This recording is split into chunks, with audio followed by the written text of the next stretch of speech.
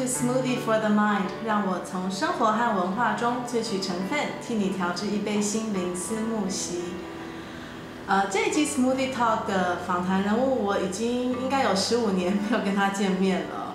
不过每一次在他的粉丝专页，还有在荧幕上看到他，都会觉得只要看到他那个很可爱的笑容，就会觉得还是没有变，就还是当年非常活跃于系上活动的阳光男孩。可是这个阳光男孩呢，他凭着这些年来的努力，所以累积了很多的历练，很多的专业，现在多了更多的光环。例如电视、广播的主持人，还有记者，以及人权分子等等不同的身份。所以今天就让我们一起走入夏立明的彩色世界，听听他的故事吧。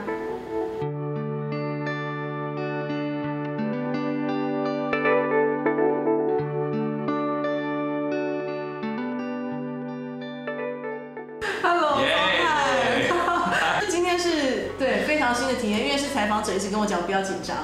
然后从刚刚架设那个网美灯什么都是你在教我，所以今天太幸运了，也学到很多。我今天其实是抱着不是来被采访，现在是来跟学姐聊天。聊天，好耶，好。对，但是呢，因为刚刚还是没有把你介绍得很完整啦，所以我觉得还是要请宗翰跟我们介绍一下，就是你从师大英语系我们认识嘛，我们差一届毕业，然后后来你又念了动物人权所，对，然后也有曾经深入偏乡教书，对不对？然后一直到现在记者，在成为记者身份之前，你也是节目主持人，广播啊、电视都做过，还有很多活动你也参与了。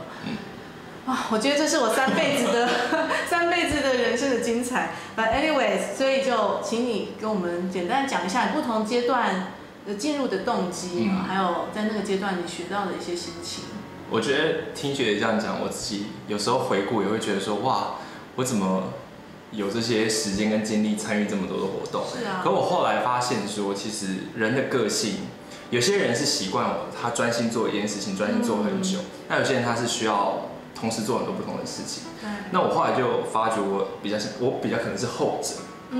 但是我在就是转换这些不同的身份工作的时候，比如说讲师大英语系嘛，其实那时候进英语系就是很喜欢英文，可对于英文这个工作可以带我到哪里还不是很确定。教书这一块呢？是有，所以中间我有去教书，对，我有到那个新竹教书嘛。那我觉得对我来讲还有一件事是我自己摸索的方式是，很多人会问说你到底想要什么？或者是老一辈人就想说，现在年轻人都不知道他们要干嘛这样子。那我觉得对我来讲，我的是删去法。我做了之后，我就想说其实我不太适合这个，或者是说我同样关心这件事情，可是我可以在不同的位置奋斗。我觉得过去这10几年，我一直都在找我要在哪个位置奋斗，所以当了老师，也觉得蛮喜欢这个工作的，可是不喜欢学校行政，所以我就换一个位置。那中间有到人权团体工作过嘛？那人权团体真的是非常的辛苦，因为薪水超级低，要做的工作很多。问一下，这个人权团体它关注它主要的议题是什么？我待过那个台湾人权促进会嘛，它就是广泛的人权议题，它都会去关注。那些议题从你比如说上街抗争是大家最常看到的嘛，它其实还有很多背后准备的工作，法案游说啊等等等等的。那人权工作是非常辛苦的，所以后来人权工作做完之后呢，我也在思考说，我是不是最适合待在这个位置？也未必。所以等于说我绕了一圈之后，我最后是选择媒体嘛。我进入媒体的时候已经是28岁，其实算是蛮晚的。而且不算是科班出身，完全不是科班出身，所以当时是连投履历都是，其实很多工作都是这样嘛，都是是靠我在媒体的朋友。当时我有一个高中同学，他在联合报，然后那时候联合报要成立电视台，他就说，那你可以来试试看，所以才有一个转机进入媒体。所以我觉得很多事情有点是可能自己的个性加上机缘。对，所以就会有不同转换工作的机会。对。OK， 所以这样子进入媒体之后，那个时候一开始是在 UDN TV 当节目主持人吗？我第一个被分派到的工作其实是去采访艺文新闻。OK， 所以就有一个制作人带我说，你要怎么样当一个艺文记者。所以那一年就跑了国内的所有的艺文新闻，比如说就会去采访一些大人物，林怀民老师啊，看看云门的状况啊，然后去采访有关于画展啊等等，所以那一年的训练是比较像一个记者。然后在 UDN 的最后有主持人的训练，就是主持了一个节目，就说不想教英文，但那个节目是教英文的节目，有中文英文啦，有中文英文，还有一个故事的单元。然后所以从那个主持工作，然后后来就有机会转换到民视做专业的主持，访谈的主持，外景节目的主持。就有更多镜头前面的历练，然后有了这个历练之后呢，最后我就选择再回到新闻媒体，就是我现在的工作，就德国之声的工作。了解。所以其实你是并没有特别去设限，也不会去设一个目标，我觉得，对不对？你知道你要什么，但是就顺的，跟着你的热情这样走嘛。对，就我觉得我知道我最大的关怀是人嘛，对，就读完大学之后，我就发现说我可能一定要做跟人有关系的工作，因为如果是纯粹理论或研究，我这人可能就是没有办法好好的待在研究室这样子。那跟人有关系的工作就有非常多嘛，所以后来我就想说，好，那我就进入媒体之后呢，同时也把我以前的关怀，就包含人权这些东西带进我的工作，然后再一路看说，工作就会遇到瓶颈或挑战嘛，然后再适时的去转换。现在德国之声它应该给你蛮大这方面的空间，可以去做有关于人权的议题吧。因为德国之声它是德国公共媒体嘛，公共媒体它本来关心的议题就会跟这个私人的媒体或者是纯粹商业盈利的媒体是不一样的。所以我后来也觉得说，我跟德国之声的关心的议题是契合的。对。那同时之间就因为我在前面的工作也累积了，他希望我有电视经验，希望我能够在镜头前面讲话，那希望我会拍摄，那这些其实都是我前面2个工作学习跟累积的，然后到了这个时候就水到渠成，让他们也帮助我可以进入德国之声的工作。你是2018年3月进入德国之声的吗？差不多，那现在已经2年了。那这2年来，你觉得比较一下，就你自己的经验或是你的观察，德国的媒体，或是就以它为例好了，跟台湾媒体的生态有什么不同？关心的有什么不同？当我在台湾媒体的时候，我觉得其实就是一开始最大的差别，当然是感觉到那个就是说公共媒体跟私营媒体的差别。那这个是不管文化可能都是一样的嘛。那其实我在 UDN TV 或者是后来我在民视的时候，我们都还是要常常看，还是要关注收视率啊，这样做会不会有人看啊？然后还有很多的广告啊，你要怎么操作啊？会有置入啊，对不对？但是在德国之声就没有这种有烦恼了嘛，因为他所有的预算都来自于德国纳税人，对，我有讲，贡献而少。那所以在没有这种压力之下，他才能去发展一些比较大家觉得冷门，可是还是很重要的题目，比如说很多的人权的议题，他平常就是如果或者是环境的议题，你如果是单就点击率来看的话，可能根本就没有人会去做。对。但是在德国之声，你就可以做，好讨论德国关心的价值，讨论死刑，讨论新闻自由，这些其实在我们的社会当中都非常重要。可是你把它放在一个商业的脉络来讲，你可能还是会谈，可是你可能在德国之声可以谈的篇幅如果是10的话，我在我原来的平台可以谈的篇幅可能只有1，那个关注点就会不太一样。这个是有一点是你刚刚讲的，它应该是它这个媒体性质的不同，它是公式的概念嘛，对不对？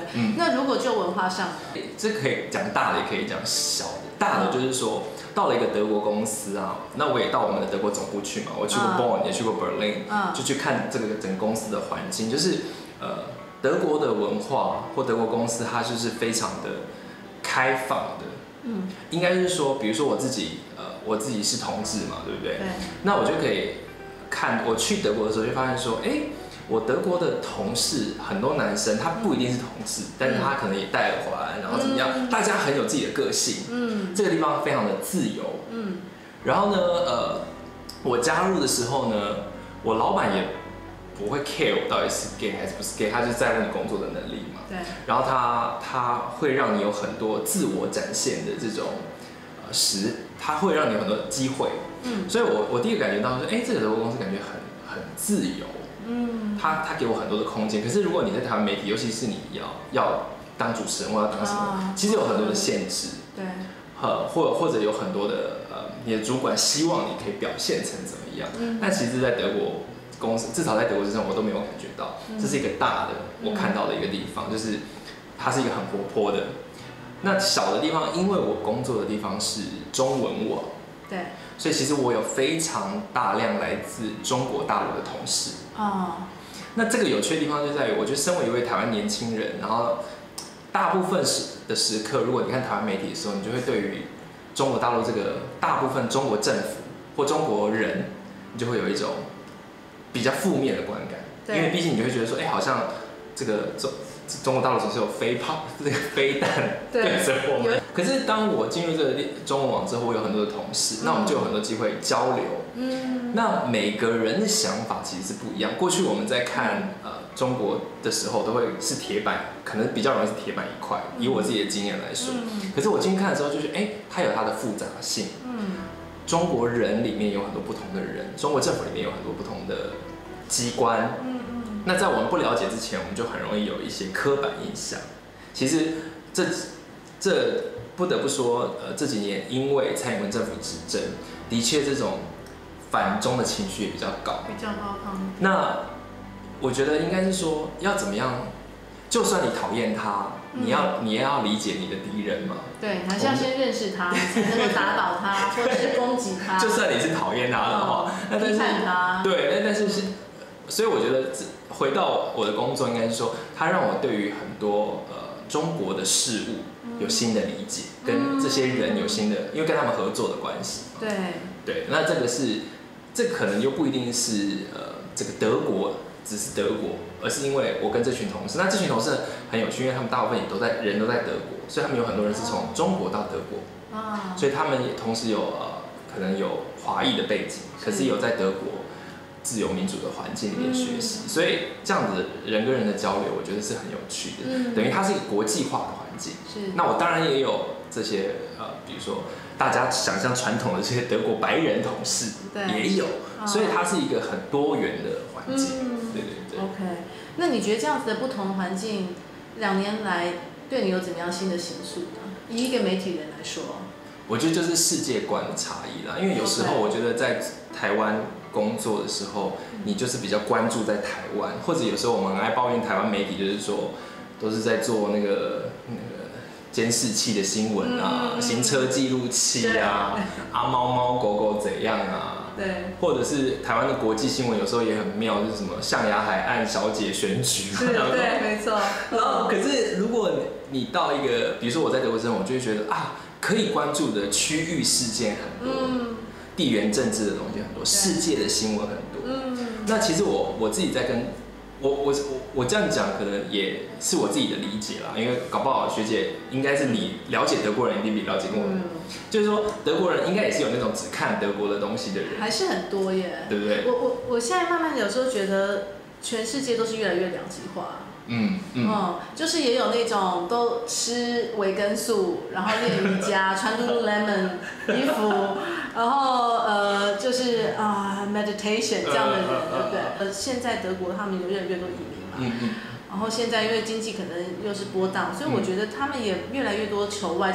这方面的数字你应该也有嘛，尤其德国比较东部的这些城市，所以我也觉得还是很两极化，也是有那种就是他都只喝汽水的人啊，对啊，也是很多啊。然后只看这种 tabloid 也是很多。所以应该说极左跟极右都是我们很害怕的一个的状况嘛。对。所以我觉得德国之声在这方面，我们也有很多这类的报道，最主要就是要能够避免这个一个社会往极右倾或极左倾，就是说中间要有很多沟通的桥梁。对，所以这是我觉得就回到学姐刚才问的，就是说，我觉得也许在台湾媒体，我比较少感觉到这种关怀，就大家被这种很多细微末节的新闻所淹没了。对。那可能因为台湾的媒体又没钱嘛，所以我们以前常常要做置入案，置入案就是别人给你钱，叫你做什么你就要做报道什么有什么专案推出，只要2999这样之类的这种。他会做的让你看不出来，更看不出来。例如，其实我觉得现在大家都看得出来。比如说，他可能就是某个很简单，就是他可能就是某个商业团体，他给你钱嘛，那你可能就是一直用他的东西，就一直置入他，一直说那个杯子。对，我们这是白色的哦，所以今天并没有任何置入。其实。有置入不是因为媒体都要活下去嘛，但是你如果把置入都弄得像是都变成新闻，我觉得有时候其实是蛮可怕的悲哀的一件事情。OK， 我有点好奇，你说这个人权啊，因为你对人的关怀好像也是个性使然嘛。对，我后来回想就是说，为什么我会好像关心人权的议题？就是我有一个印象，就是我小时候如果我记得我小时候在看到那个无家者的时候，或我们讲游民的时候，我就会一直觉得，为什么这些人会在街上？然后我就会拉着我爸妈，就是一直要给他们钱。然后我妈就一直想说，我们没有那么多钱，你不要看小朋友，小朋友有一个很素朴的一种爱跟关怀嘛。那我就回想我小时候常有这一幕，然后我对于这个世界上很多不公平的事也很容易觉得很生气。然后我觉得再加上我自己同志的身份，会一直让我知道说，跟别人不一样是什么感觉。所以综合这些因素，就让我觉得，在我的工作里面，我是想要有这些面向的。它不是只是为了别人，其实这样讲也是为了我自己，因为我自己很在乎这些事情。如果我在乎的这些事情没有办法得到抒发，对，没有办法得到抒发，或没有办法去关注的话，对我来讲也很伤。对，所以我觉得与其说我很关心人权议题，还不如说，其实人权议题它是我跟这个世界互动的一个很重要的方式。对啊，所以这应该跟你成为记者就是很大的关系了，对不对？就像你刚刚讲的，因为中间其实你走过不同的路，比如说你说美食节目，或是旅游，或是其他比较艺文的，但是其实最后你还是绕回来跟人有关，而且现在可能能做的更多了。对，我觉得中间都是试炼，但是我最终关怀的还是人，然后或者是讲具体一点，就是资源不足的人，或还在受苦的人。那这是我最终的关怀。那只是说可以怎么到那个位置，比如说，我在待完新竹监史之后，我就觉得，我自己的感觉是，监史很需要有自己的一间学校，原住民学校，它是有点像是完全中学这样，他们不用去符应这种汉人考试的制度。可是我不可能一触可及，我可以盖一间学校。那也许我在这前面，我就可以先累积，然后可以先存钱。我也不知道我以后会不会有这个机会，可是我就会慢慢知道说，我的关怀在哪里，或者是他们教会了我，原来认识原住民是这样，不是我原本想象的那样。都是有时候说起来，我就觉得都是我受惠比较多。然后现在就是希望继续蓄积能量，然后可以中间持续回馈社会。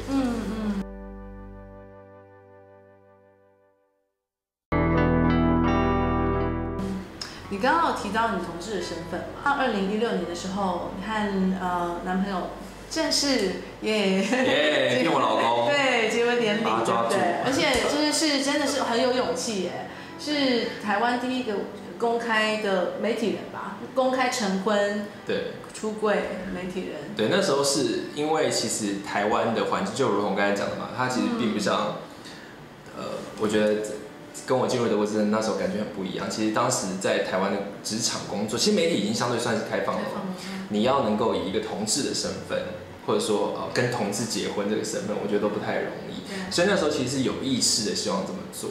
那就如同我刚才讲的，就是说有机会或有资源的时候，我都希望可以做一点什么事情嘛。那当然结婚是很个人的事情，可当你这个个人的事情，它其实是对社会有影响的话，我就一直说服我老公，因为他是很低调的人，他说拜托不要接受采访，也不要什么东西。结果好多的婚礼影片大家都可以找得到，对不对？超多的。因为他就觉得说这是我们个人的事，可我一直说服他说我们个人的事，它其实有个公共的意义。对。那所以只要我们能，而且我们很幸运可以遇到彼此结婚。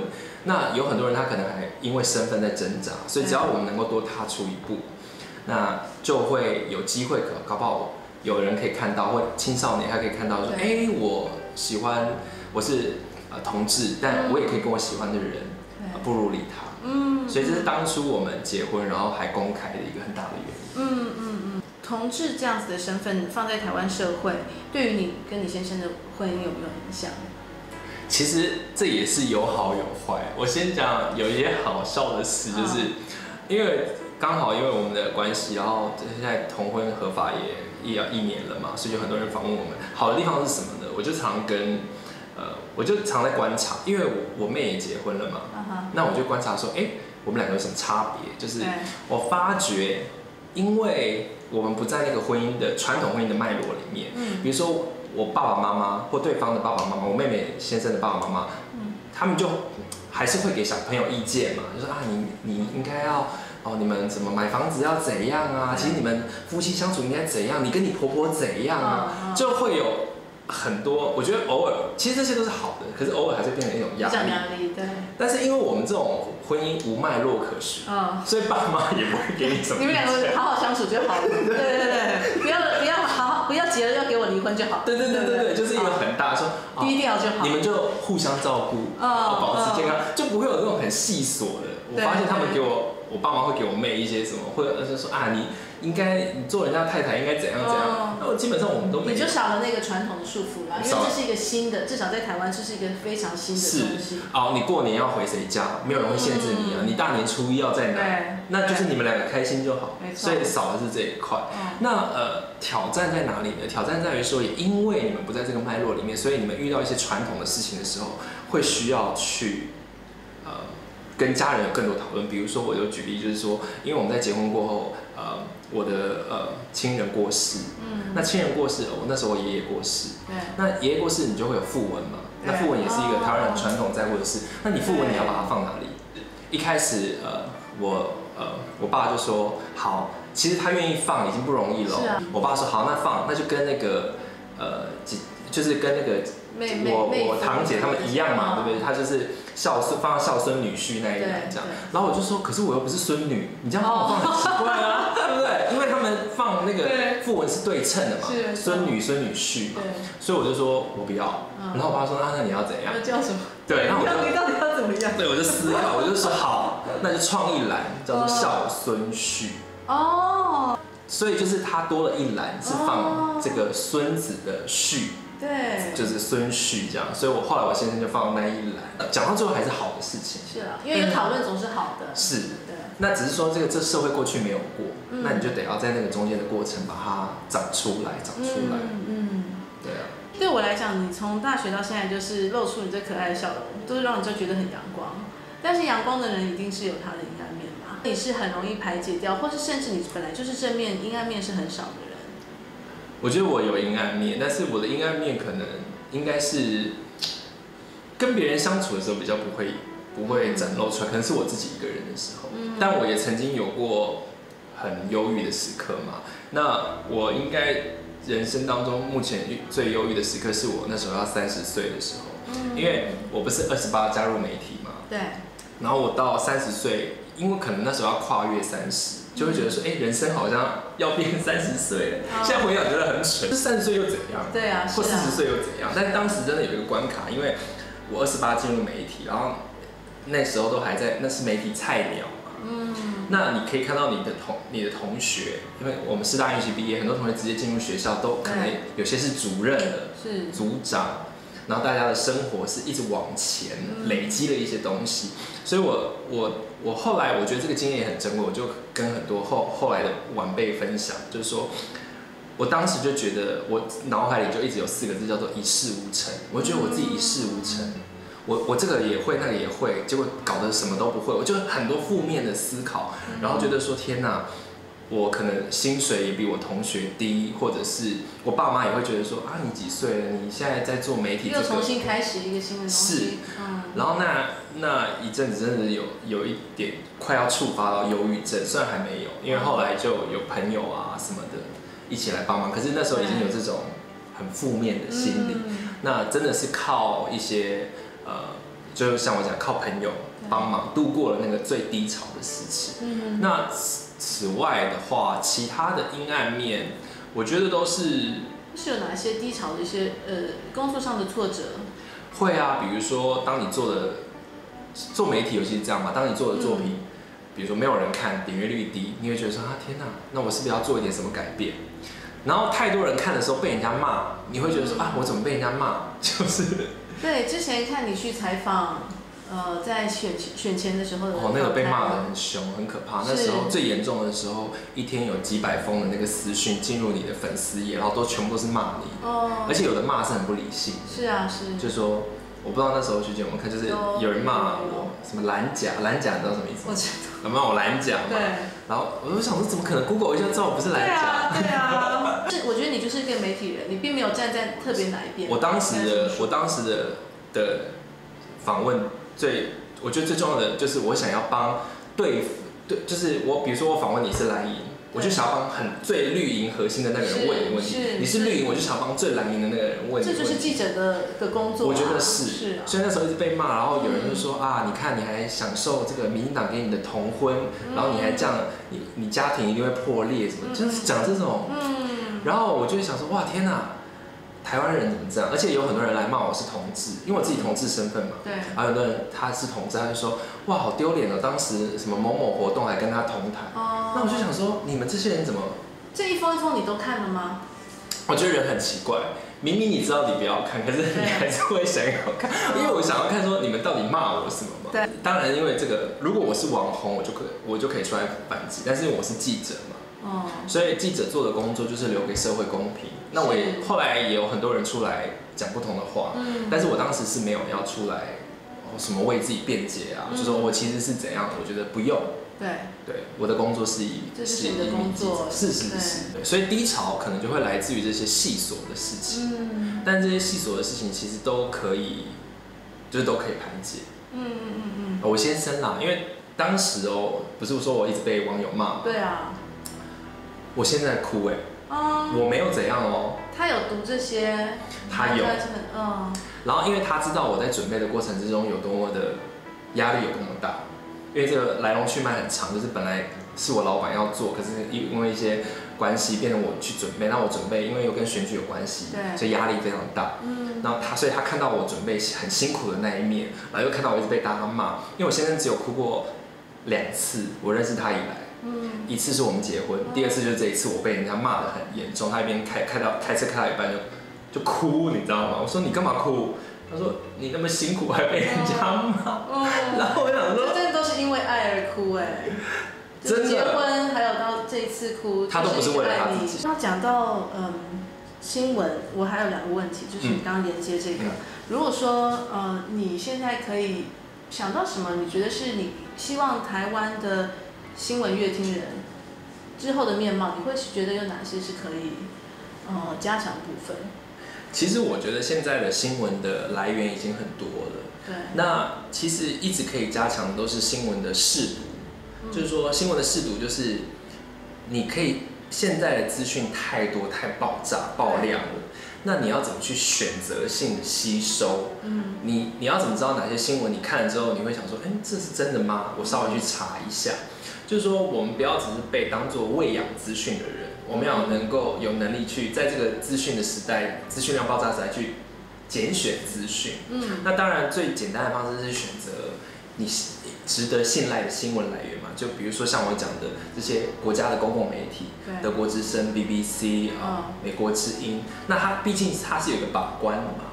那其实网络上的资讯也等等也是一样，所以我觉得媒体识读很重要，因为假资讯是人类接下来绝对会永远面对的一个很大的考验。最近疫情也是一大堆假资讯。而且我一直觉得，就新闻不断的在碎片化，就这边飞一点，那边飞一点，而且新闻很多有一些就是越来越短，我也往下滑已经没有了。对。所以另外一方面，其实还是有人在做深度新闻。那我们还可以做什么事？其实前几年也一直有人在做，就是我们自己可以去资助我们喜欢的新闻媒体或是新闻人。那其实，在台湾也有一些这样的平台嘛，是 SOS 新闻募资平台，就是你让这些做深度报道的媒体可以活得下去。比如说像台湾有一些深度报道媒体，比如说报道者好了，对，那假如他没钱，他就没办法做了。所以我觉得，那我们要把掌控权握在自己的手上，他做得好，那我们就资助他，不要一直习惯免费的东西，免费的东西那就是会有烂的东西。对。那个我觉得这点好像也是不太一样的概念，就是德国基本上好像除非你有特别勾选，你不要，要不然你是要缴很多像广播这些，他们有很多的这些公共广播电台，还有电视台，这都是要缴费的。这是一个很大的问题啊，因为其实如果你要，我觉得其实台湾也应该要这样，因为台湾的公共媒体其实做得蛮好的，我自己其实常常看公视的钱真的很少。对，那为什么？因为他是没钱就需要有人资助嘛。有这样子的机制，我觉得是很好的，因为他才能确保你媒体的品质嘛。但你看公司不一样，公司整天都一直说请捐款公司就要打广告，对，是，对啊，是啊，我觉得这个就是跟文化也有关系了嘛，对不对？有，就是你是怎么形塑？因为其实德国也是2次世界大战之后，按照英国的模式、BBC 的模式，有了德国之声嘛。对。那所以我觉得他在建制，可能他在一开始设想的时候就是蛮完整的，包含那个整个就是他的资金的来源的机制。对啊。那如果你要把一个公共的媒体放在市场上去跟商业媒体竞争的话，是很困难。所以我记得在台湾也有这种，台湾其实有几个公共媒体。但是资源是散的，好像有一个说法是要把它集中起来。对。但是这永远都有话题可以吵，就是说谁掌握啊，会不会被政府利用啊什么什么。但我们真的应该要思考，就是说，在台湾这个地方，能不能有一个新闻来源是大家都认为是公正的？那不会说反正你泛绿就看3立啦，你反而越来越分化。你泛蓝你就看 TVBS 你泛红就看中天。对。所以台湾都这样子嘛。是啊。那你在看这3个不同频道的人，你根本不会有交集。就是那同温层越来越厚，然后就越来越不会遇到其他人。然后看到另外一群就觉得这些人好可怕。对。那你没有一个真正公信力的或比较中立的平台就很可惜。未来你有没有什么特别想要做的新闻专题？我其实未来最想做的就是，我希望啦，就是我的目标在媒体上面，就是我还是希望有一天我可以有我自己的访谈节目。我觉得在新闻这块领域里面，或者是在媒体这块领域里面，我最初的触发其实在师大英语系，当我上那个debate 跟 conversation。然后里面有一个就是 Charlotte 老师有帮我们设计一个就是像访谈，我不知道那时候学姐那时候有没有，反正就是有印象。对。我是从那时候开始觉得说，我好喜欢可以坐下来准备好题目，然后跟对方对谈。那这个在我在民视跟德国之声，我那时候选举做的访问也是一样，我觉得它其实是我喜欢的。那可是，在那之前，大家要累积很多你对于新闻。如果你要做新闻类的，你就要对于新闻有很多的认识。你要做人物也是一样。对。所以我自己未来会希望有一个我自己的访谈节目，这是我一个我觉得看得到的目标。是。那我就在往这个地方努力。对。哇，很期待耶。不知道以现在媒体的环境，不知道啦，资金或钱。那有人当然就说你做 YouTube 也可以或什么的，但是。没有考虑吗？你现在已经也算了啦，我觉得，因为你有自己的职业，然后你会分享这些东西。可是我还不算是在做自媒体，我都还是有点是在做比如说传统或者是网络媒体。我可以去思考，就是说这样的形式要怎么出现。我希望我可以做得到，但也要有资源啦。对，没错。想要听你的抗压，你刚刚有提到嘛，比如说你的先生、你的家人，所以现在想要听你分享一下，如果说生活中有什么东西是可以变成一个真的是一个 smoothie for the mind，让你有更多的元气往前走的话，会是什么？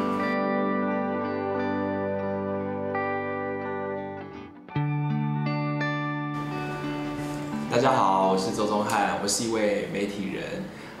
我自己心灵私募习的3大配方，我觉得第一个就是要运动。我觉得运动带给我很多的放空的时间，然后同时锻炼好身体之后呢，精神也变得比较好。所以我觉得持续的运动对我来说，有时候只是很简单的，不一定要做到那种什么去健身房或什么的。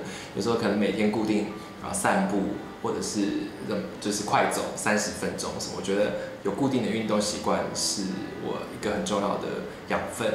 那第二个是我觉得分享很重要，不管是跟另外一半分享或跟朋友分享，当我的 idea 或我的想法或我的情绪有人分享的时候呢，我不知道内心就会觉得比较平静，然后呢也觉得有一种幸福感，因为你就会觉得说哇，有人可以听我讲话。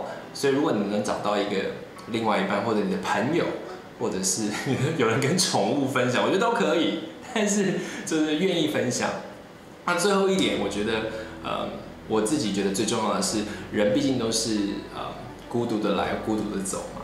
所以学习怎么样跟自己相处还是很重要。那学习怎么样跟自己相处有非常多种的方式。你可能在自己的时间，你可以自己阅读，你可以自己打坐，你可以自己去到某个地方散心。但是能够自处，我觉得最终还是那个灵魂一个最厚实的力量。那懂得怎么跟自己相处之后，才能跟别人相处。那这就是我心灵字母系的3个配方。谢谢宗翰，不会，超级开心。好啊 ，OK。然后我今天受他的鼓舞，所以就决定我就上简单的字卡，不上字幕了，因为讲话那么清楚。